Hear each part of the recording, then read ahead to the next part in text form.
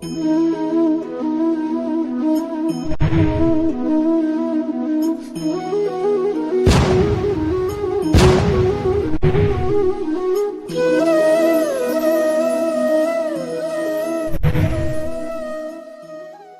लोग बात करेंगे क्लास 10th के India and the contemporary world second यानी आपके हिस्ट्री के बुक का चैप्टर 1।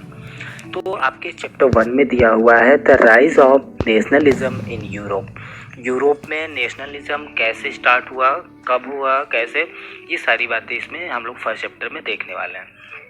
तो सबसे पहले ही आपको यहाँ पे एक फिगर दिया हुआ है, मैं फिगर लगा दे रहा हूँ, ये देखिए, इस फिगर को ध्यान से देखिए। बस ये जो पहला टॉपिक है ना, इससे बहुत ज़्यादा क्वेश्चन बनते हैं बोर्ड एग्जाम में कि यह फिगर किसने बनाया था, कब बनाया था, क्यों बनाया था, ये बहुत सारी चीज़ें हैं। तो एक एक करके हम लोग इसको डिस्कस करेंगे। तो देखिए क्या कह रहे हैं इसमें, ये जो फिगर है ना, ये एक फ्रांसीसी कलाकार हैं आपके फ्रेडरिक सारियू। इन्होंने चार फिगर बनाए थे, मतलब कुल मिला के 4 फिगर इस तरह की इन्होंने बनाया था। एक एक करके हम लोग सभी फिगर को डिस्कस करेंगे। कब बनाया था? 1848 में, याद रखेंगे हम लोग। 1848 में फ्रांसीसी कलाकार फ्रेडरिक सारियू ने 4 फिगर की एक श्रृंखला बनाई थी। ये कुल मिला के कल्पना के ऊपर एक यूटोपिया के आधार पे मतलब इनका ये फिगर बनाया गया था। इन्होंने इसमें क्या दिखाया है, देखिए ध्यान से, अगर आप फिगर देखेंगे तो सारी बातें क्लियर हो जाएंगी। इसमें जो है जनतांत्रिक और सामाजिक जो भी डेमोक्रेटिक लोग हैं उसके बारे में दिखाया गया है। इस पहले चित्र को देखिए आप, इसमें यूरोप और अमेरिका के लोग भी दिखाए गए हैं। सभी उम्र के जितने भी सामाजिक वर्ग के स्त्री पुरुष हैं, मेल फीमेल हैं, सबकी एक लंबी कतार हमें देखने को मिल रही है। और ये लोग जा कहाँ रहे हैं? एक लंबी ट्रेन बना के ये लोग स्टैचू ऑफ लिबर्टी के पास जा रहे हैं। ये जो स्टैचू ऑफ लिबर्टी है, आप इसको ध्यान से देख रहे होंगे, इसके हाथ में एक तरफ ज्ञानोदय मसाल है। ज्ञानोदय मसाल का मतलब होता है एक मसाल जो कि लोगों में, मसाल क्या करता है, मसाल में बेसिकली लाइट होता है। तो लाइट का मतलब ये है कि लोगों में प्रकाश फैलाना, लोगों को जागरूक करना, ठीक है। और दूसरे हाथ में क्या है इसके? एक लेटर टाइप का है। वह लेटर जो है घोषणा पत्र है, डिक्लेरेशन है। इसमें मनुष्य के अधिकारों के, ह्यूमन के कौन कौन से राइट होने चाहिए, क्या कैसे, है ना, ये सारी चीज़ें हैं। फिर आगे देखिए आप, इसमें जो प्रतिमा है, ये जो स्टैचू ऑफ लिबर्टी है, इसके आसपास कुछ चीज़ें टूटी हुई गिरी हुई हैं। यह क्या दिखाता है, यह क्या गिरा हुआ है? यह जो ऑटोक्रेसी वाले लोग थे ना, ऑटोक्रेसी या ये कह लो आपकी एब्सोल्यूटिस्ट जो थे इंस्टीट्यूशन, उनके टूटे हुए बिखरे हुए जो घर हैं, जो ऑफिस हैं, उन सबको तोड़ के ज़मीन पे ध्वस्त करके दिखाया गया है। जो सारियू थे ना, वो कल्पनादर्श थे, मतलब यूटोपिया टाइप के थे। अलग अलग राष्ट्र जो है अलग अलग समूहों में बटे थे। हाँ, देख रहे हैं आप लोग कितने अलग अलग प्रकार के कपड़े पहन के लोग आए हुए हैं। तो इनके कपड़े जो है इनके राष्ट्रीय पोशाक होते हैं, ठीक है। और स्वतंत्रता ये जो है ना, ये जो स्टैचू ऑफ लिबर्टी है, इसके आगे जाके जुलूस का नेतृत्व कर रहे हैं। लेकिन बात करें यदि कि जब तक यह पेंटिंग बनी थी, जब यह फ्रांसीसी कलाकार फ्रेडरिक सारियू ने जब यह पेंटिंग बनाई थी, उस समय तक जो है अमेरिका और जो स्विट्जरलैंड था ना, वो राष्ट्र राज्य बन चुके थे, मतलब नेशन बन चुके थे। फ्रांस के जो क्रांतिकारी हैं उनको तिरंगे से हम लोग देखिए इस फिगर में पहचान सकते हैं, जो कि प्रतिमा के पास अभी अभी पहुंच रहे हैं, मतलब सबसे पहले हैं। और उसके पीछे फ्रांस का मतलब ये कि सबसे पहले रिवॉल्यूशन कहाँ आया था? फ्रांस में। तो फ्रांस के लोग वहाँ तक पहुँच गए हैं, ऐसा फ्रेडरिक सारियू ने अपना कल्पना वाली ये जो फिगर बनाया है उसमें दिखाया हुआ है। साथ ही साथ उसके पीछे देखिए आप, अगर पहचान पाए, लास्ट क्लास जो हम लोग 9th में पढ़े थे, तो आपको याद होगा कि पीछे कौन से लोग हैं? जर्मनी के लोग हैं, जो काला और लाल तरह का अपना फ्लैग अपने हाथ में लिए हुए हैं। बात यह दिलचस्प है ना कि सारियू ने यह छवि क्यों बनाया, मतलब तो ऐसा इसलिए इन्होंने दिखाया। इस समय सारियू ने यह फिगर बनाया था ना, जो यह पेंटिंग बनाई थी, तो उस समय जो है जर्मनी के लोग संयुक्त राष्ट्र का हिस्सा नहीं बने थे।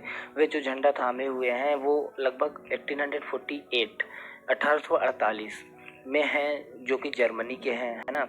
और प्रजातांत्रिक संविधान के रूप में अलग अलग सब लोगों की चाह थी कि भाई सबके यहाँ पे डेमोक्रेसी हो जाए, सभी लोगों के राइट की बात हो, चाहे जर्मनी हो या फिर कहीं भी हो, है ना। तो इस तरह की पेंटिंग ये दिखाना चाह रहे हैं कि मतलब सब लोगों की इच्छा है कि भाई सबके राइट मिल लीजिए। और कितने सारे रिवॉल्यूशन हुए हैं हम लोगों ने पिछले क्लास में देख रखा है। अब इसमें देखिए और क्या पता चल रहा है कि जो जर्मन के बाद हैं कौन कौन से लोग हैं। देखिए ऑस्ट्रिया है, और कौन है, सिसिलियों की राजशाही वाले लोग हैं, लंबार्डी हैं, पोलैंड हैं, हाँ इंग्लैंड है, आयरलैंड है, हंगरी है और रूस के भी लोग हैं। अब ऊपर की तरफ देखिए फिगर में, ऊपर से क्या दिख रहा है आपको, ऊपर से स्वर्ग जैसा लग रहा है, ईसा मसीह हैं, संत हैं, बहुत से फरिश्ते हैं, और इस किस पे वो लोग क्या कर रहे हैं, वो लोग देख रहे हैं नीचे कि ये जो दुनिया वाले हैं, ये जो जर्मनी के लोग हैं, ये लोग क्या कर रहे हैं, क्या भाई। तो कुल मिला के इस पेंटिंग से हमें क्या दिख रहा है, इस पेंटिंग से हमें यही दिख रहा है ना कि लोग भाईचारे के साथ रहना चाह रहे हैं। वैसे तो इस चैप्टर में हम लोग ऐसे बहुत सारी चीज़ों को पढ़ेंगे जो कि केवल और केवल उटोपिया है, यानी काल्पनिक अभिव्यक्ति के रूप में सारियों ने दिखाया है। अगर बात करें हम 19वीं सदी की के दौरान, उस समय तो जो राष्ट्रवाद थी ना, वो एक ऐसा ताकत बन के उभरा था। मतलब सब लोग चाहने लगे थे कि नहीं, हमारे यहाँ भी राष्ट्रवाद होना चाहिए, डेमोक्रेसी होनी चाहिए, बहुत सारी चीज़ें हम लोग 9th में कवर कर रखे हैं। तो इस तरह से ना बहुत सारे परिवर्तन ला दिए। ये जो पेंटिंग होती है ना, पेंटिंग बहुत ज़्यादा इम्पैक्ट डालती है। हम लोगों ने देखा था कि किस तरह से जर्मनी में जो हिटलर था, वो किस तरह से पेंटिंग बना के लोगों के विचार परिवर्तित कर देता था। तो कुछ ऐसा ही सारियों भी, फ्रेडरिक सारियों भी यहाँ पर अपनी पेंटिंग के द्वारा दिखाना चाहते हैं और लोगों में आपसी भाईचारे का संबंध जो है वो डेवलप करना चाहते हैं। बात करें यूरोप में, लंबे समय से तो एक ऐसे आधुनिक राज्य की गतिविधियां और विचार विकसित हो रहे थे जिस समय पूरी तरह से, मतलब जो जो पावर थी ना वो सेंट्रल थी। सेंट्रल का मतलब ये होता है ना कि सबके हाथों में नहीं थी, किसी एक के हाथों में थी। बात कर लेते हैं जैसे कि ऑटोक्रेसी की। लेकिन अगर हम बात करें राष्ट्र राज्य में, तो या तो फिर उसके शासकों की केवल बात करें या फिर अधिकांश नागरिकों की बात करें, तो सब लोगों में, जितने नागरिक थे उन सब में एक भाव आ गया था, एक पहचान का भाव आ गया था। सब लोगों में अपनी विरासत की भावना थी, देश प्रेम की भावना थी। बहुत सारे संघर्ष किए हैं लोगों ने, नेताओं ने भी, जिससे कि ये सारी चीज़ें, घटनाएं घटी हैं, तब जाके इतने सारे चेंजेस आए हैं। तो इस चैप्टर में हम लोग उन्हीं सब चीज़ों पे फोकस करेंगे कि कौन कौन सी 19वीं सदी में यूरोप में ऐसे कौन कौन से राष्ट्र राज्य या फिर राष्ट्रवाद अस्तित्व में आए थे जिसकी वजह से ये सारी चेंजेस देखने को मिलती हैं। अब हम लोग डिस्कस करेंगे द फर्स्ट वाला टॉपिक जो आपका है, the French revolution and the idea of the nation. French revolution क्या है, कैसे हुआ, और जो है इन क्या आइडिया था नेशन मतलब बनाने का उस देश को, फ्रांस के लोगों को। तो the first clear expression of nationalism came with the French revolution in 1789। ये तो हम लोग को पता ही है कि 1789 में फ्रांसीसी के साथ क्रांति जैसा हुआ था। हम लोग को याद होगा कि 1789 में फ्रांस एक ऐसा राज्य था जिसके पूरे भाग पे, पूरे एरिया में, पूरे फ्रांस में ऑटोक्रेसी चलती थी। मतलब निरंकुश राजा, एक प्रकार से कह लें जिसके ऊपर कोई अंकुश न लगा पाए, जो मनमानी करता हो, एब्सोल्यूट मोनार्क सिस्टम बिल्कुल। तो फ्रांसीसी जो क्रांति थे वो राजनीतिक और संवैधानिक रूप से बदलाव चाहते थे और राजतंत्र से निकलकर फ्रांसीसी नागरिकों के समूह में चेंज हो गया। क्रांति की बात करें अगर, तो जो राष्ट्र का गठन हुआ ना, वो ही उसकी नीति तय करते थे। मतलब जो भी कुछ किए वो लोग, जैसा कि हम लोग पढ़ चुके हैं। स्टार्टिंग से ही जो फ्रांसीसी क्रांतिकारी रहे हैं ना, उन्होंने ऐसे कदम उठाए हैं कि लोगों में एक ऐसी सामूहिक पहचान की भावना पैदा हो जाए, लोग एक दूसरे को जानने लगे, अपने भूमि से लोग प्रेम करने लगे और अपने नागरिक होने की, नागरिकता पर विश्वास रखें कि हम इस देश के नागरिक हैं। अपने देश के लिए उनके अंदर सद्भावना आए, ऐसे विचार आए। तो ऐसे विचारों पे ही लोगों ने बल दिया, तब जाके वहाँ पे फिर रिवॉल्यूशन आया। ठीक है, तो एक फ्रांसीसी झंडा जो कि 3 कलर वाला था, ठीक है, ट्री कलर, उसको चुना गया था सबसे पहले। उसको राष्ट्रध्वज के रूप में उसको जाना जाने लगा था। फिर स्टेट जनरल का चुनाव भी किया गया। उसके बाद फिर उसको नेशनल असेंबली का नाम कर दिया गया था। बहुत सारी स्तुतियाँ रची गई थी, मतलब जो हमारे प्रियम्बल होते हैं वो सब रची गई, बनाई गई। हाँ, बहुत सी शपथें ली गई। जो लोग शहीद हुए थे उनका गुणगान किया गया, मतलब लोग उनके बारे में यश वगैरह गाते थे। हम लोग भी तो गाते हैं अपने नेशनल एंथम में। तो बिल्कुल उसी तरह से हुआ। और जो केंद्रीय प्रशासनिक व्यवस्था थी ना, वो भी लागू की गई। पूरे भूभाग में जितने भी वहाँ पे रहने वाले लोग थे फ्रांस में, वो सब जो है सबके लिए एक समान कानून बनाए गए। आंतरिक अगर बात करें आयात या निर्यात, एक्सपोर्ट इंपोर्ट की, तो वो जो टैक्स लगता था वो सब खत्म कर दिया गया था।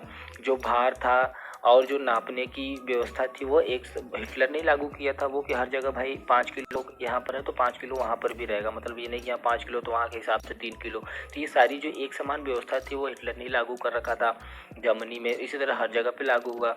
और बात करें अगर हम क्रांतिकारियों की, तो उन्होंने यह भी घोषणा की थी, अनाउंसमेंट किया था कि जो फ्रांसीसी का जो राष्ट्र है ना, यह भाग्य और लक्ष्य था कि भाई यूरोप के लोगों को ऑटोक्रेसी या मोनार्क वाले सिस्टम से मुक्त कराया जाए, फ्री कराया जाए। दूसरे शब्दों में अगर हम बात समझें इसको, तो जो फ्रांस और यूरोप के अन्य लोग थे ना, जो राष्ट्रों में गठित होने के लिए, एक साथ होने के लिए प्लान कर रहे थे, वो सब जब फ्रांस की घटनाओं को जब खबर यूरोप के पूरे शहरों में पहुंची, तो जो छात्र थे, जो शिक्षित मध्य वर्ग था, जो सदस्य जैकोबियन क्लबों की स्थापना करने लगे थे, है ना, वो सब जो है गतिविधियों में उनके साथ जो है रास्ते तैयार करने लगते हैं। और 1719 के दशक में लगभग हॉलैंड, बेल्जियम, स्विट्जरलैंड और इटली के बड़े बड़े इलाके में ये बात फैल चुकी थी। बात करें क्रांतिकारियों की, तो युद्धों के जो युद्ध, जो आपका वार था, वो स्टार्ट होने के साथ ही जो फ्रांसीसी सेनाएं थी, वो राष्ट्रवाद को जो राष्ट्रवाद का विचार था, जो माइंड सेटअप था लोगों का, वह सब लोगों के पास जाने लगा और विदेशों में भी ले जाने लगी। नेपोलियन बोनापार्ट की अगर बात करें, तो उसके नियंत्रण में जो विशाल क्षेत्र था, जो विशाल जोन था, एरिया था, उसने भी बहुत सारे सुधारों की शुरुआत की, जो कि फ्रांस में पहले से आरंभ किया जा चुका था।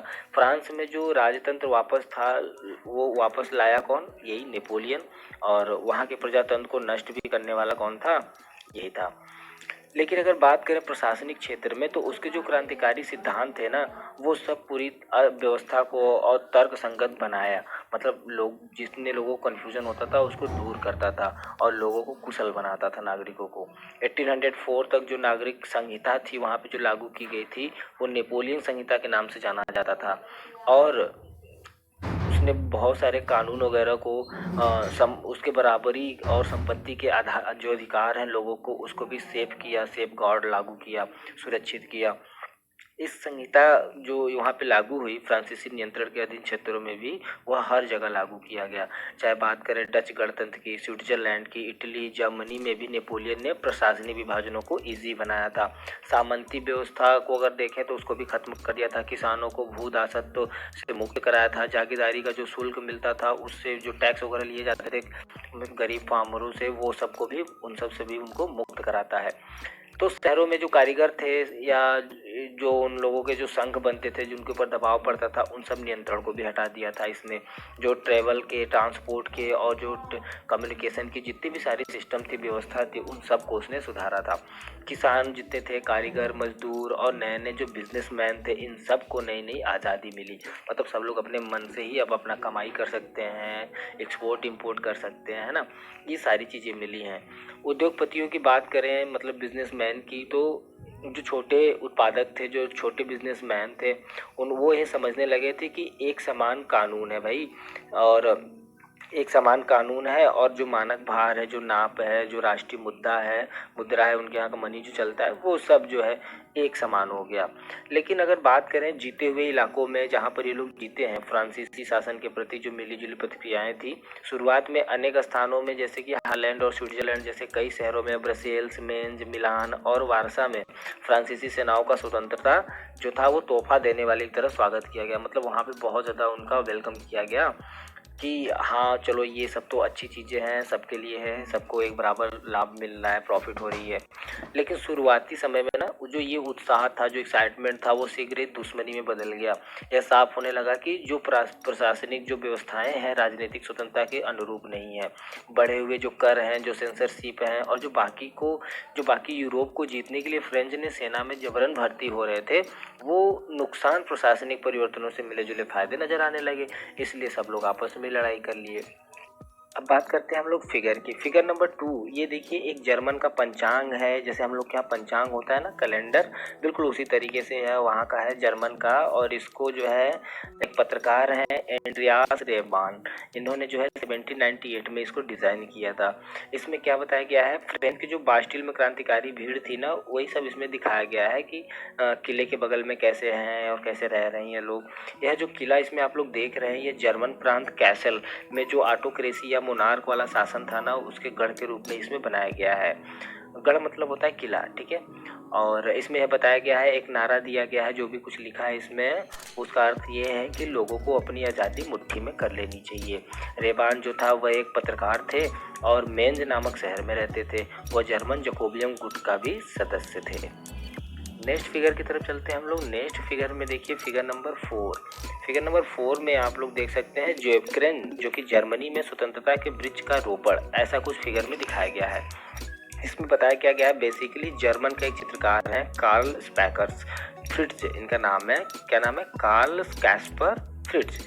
इनके द्वारा ये बनाया गया कलरफुल जो आप लोग फिगर देख रहे हैं, इसमें ये दिखाया गया कि जो फ्रेंच की सेना है ना, वे जोएफ्रेन शहर में कब्जा कर रखे हैं, ठीक है। और अपनी नीली, सफ़ेद और लाल पोशाकों से पहचाने जाने वाले जो ये फ्रांसीसी सैनिक हैं, ये दमनकारी के रूप में इसमें दिखाया गया। दमनकारी का मतलब होता है लड़ाई झगड़ा करने के, शांत करने के लिए। और अगर देखें तो एक किसान की गाड़ी भी दिख रही है बाएं, और छीनते हुए कुछ युवा महिला को भी तंग कर रहे हैं, है ना।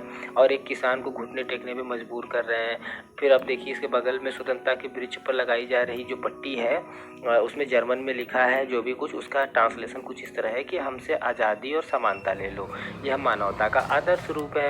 यह फ्रांसीसी के इस दावे पर व्यंग है ना, मतलब कॉमेडी टाइप का ये लिखा गया है कि वे जिन इलाकों में जाते थे वहाँ से राजतंत्र का विरोध कर मुक्तिदाता बन जाते थे। तो ठीक है, वीडियो कैसा लगा, अच्छा लगा तो लाइक कीजिए, अपने फ्रेंड के साथ शेयर कीजिए। Thank you.